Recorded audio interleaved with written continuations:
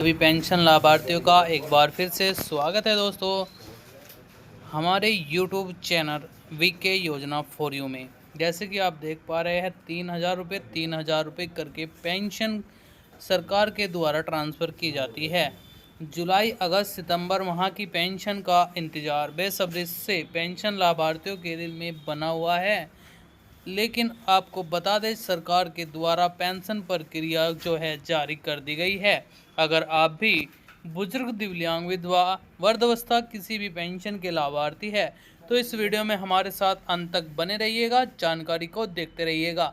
जानकारी वही जो सही हम अपने YouTube चैनल के माध्यम से आप तक लेकर आते हैं। तो दोस्तों, अगर आप हमारे YouTube चैनल पर पहली बार आए हो तो चैनल को आप ज़रूर से सब्सक्राइब कर लीजिएगा, ऐसी ही लेटेस्ट और ताज़ा जानकारी को पाने के लिए। तो चलिए दोस्तों, वीडियो की शुरुआत कर लेते हैं। हम बात कर रहे हैं यूपी पेंशन योजना के बारे में। यूपी में पेंशन कब आएगी, दिव्यांगों को पेंशन कब मिलेगी, विकलांगों को पेंशन कब दी जाएगी, विधवा महिला, तलाकशुदा महिलाओं के बैंक खाते में जुलाई अगस्त सितंबर महीने की कब पेंशन को ट्रांसफर कर दिया जाएगा, ये सभी जानकारी यहां पर हम आपको देने जा रहे हैं। इससे पहले आपको यहां पर कुछ पेंशन के नियमों को समझना होगा।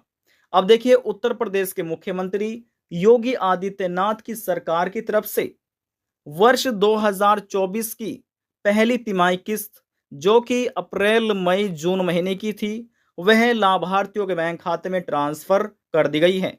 3-3 हजार रुपए सभी दिव्यांग, विधवा, वृद्धावस्था लाभार्थियों को मिले हैं। इसी बीच कुछ ऐसे पेंशन धारक रह गए थे जिनको अप्रैल मई जून महीने की पेंशन नहीं मिल पाई थी। क्यों नहीं मिल पाई थी? क्योंकि उनका पेंशन का ई-केवाईसी पूरा नहीं था और बहुत से ऐसे पेंशन धारक थे जिनका बैंक खाते से आधार कार्ड लिंक, एनपीसीआई मैपिंग नहीं था। जी हाँ, यदि समय रहते हुए इन पेंशन धारकों ने अपने बैंक खाते से एनपीसीआई लिंक, आधार कार्ड लिंक करा लिया है, पेंशन का ई-केवाईसी करा लिया है और पेंशन एप्लीकेशन फॉर्म में किसी भी प्रकार की कोई गलतियां नहीं है, तो ऐसे पेंशन धारकों को जुलाई अगस्त सितंबर महीने की तो पेंशन मिलेगी ही। अब जो रुकी हुई पेंशन है अप्रैल मई जून महीने की, वह भी लाभार्थियों के बैंक खाते में ट्रांसफर कर दी जाएगी।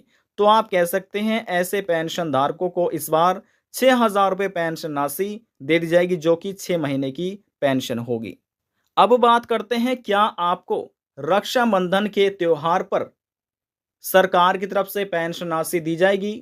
अब देखिए, वर्ष 2024 के अंतर्गत अगस्त महीने में जो रक्षाबंधन है वह 19 अगस्त की है। क्या 19 अगस्त से पहले या 19 अगस्त को आपके बैंक खाते में पेंशन सरकार ट्रांसफर करेगी या आपको इस बार रक्षाबंधन पर पेंशन नहीं मिल पाएगी? तो चलिए, यहां पर हम आपको एक पेंशन का जो नया अपडेट जारी किया गया है वह अपडेट हम आपको दिखा देते हैं। आप स्वयं देख लीजिएगा क्या आपको रक्षाबंधन की पर पेंशन दी जाएगी या फिर नहीं। अब देखिए दोस्तों, यहाँ पर आप एक पेंशन स्टेटस देख रहे हैं जो कि पेंशन पेमेंट स्टेटस है और यह आपको पीएफ, जी हाँ, पीएफएमएस के माध्यम से दिखाया जा रहा है। आप स्वयं भी पीएफएमएस की ऑफिशियल वेबसाइट पर जाकर अपना पेंशन पेमेंट स्टेटस चेक कर सकते हैं। उससे पहले यहाँ पर आपको ध्यान देना है, जो हम आपको समझाने जा रहे हैं, थोड़ा ध्यान से आप इसको समझिएगा।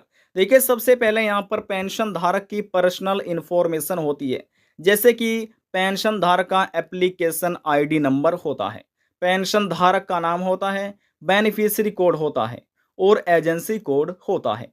अब जो पर्सनल इंफॉर्मेशन है वे यहाँ पर हमने हाइड की हुई है।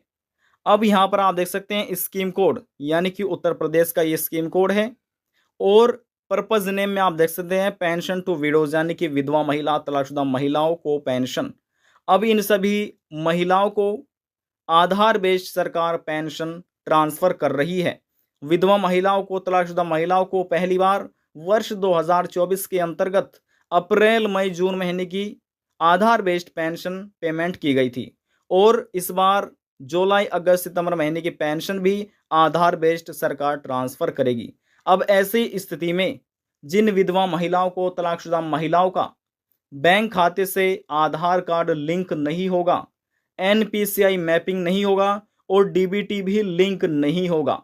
हो सकता है इस बार भी उन लाभार्थियों को पेंशन ना मिल पाए और जुलाई, अगस्त, सितंबर महीने की पेंशन से वंचित रह जाए।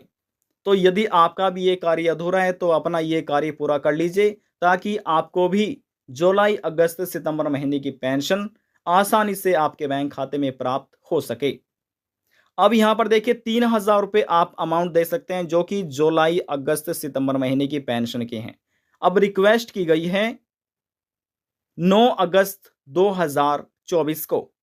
अब वैलिडेशन ये भी वैलिड हो गया है 9 अगस्त 2024 को। अब इसके बाद देखिए ये पहला स्टेप पूरा हो चुका है, ये दूसरा स्टेप भी पूरा हुआ।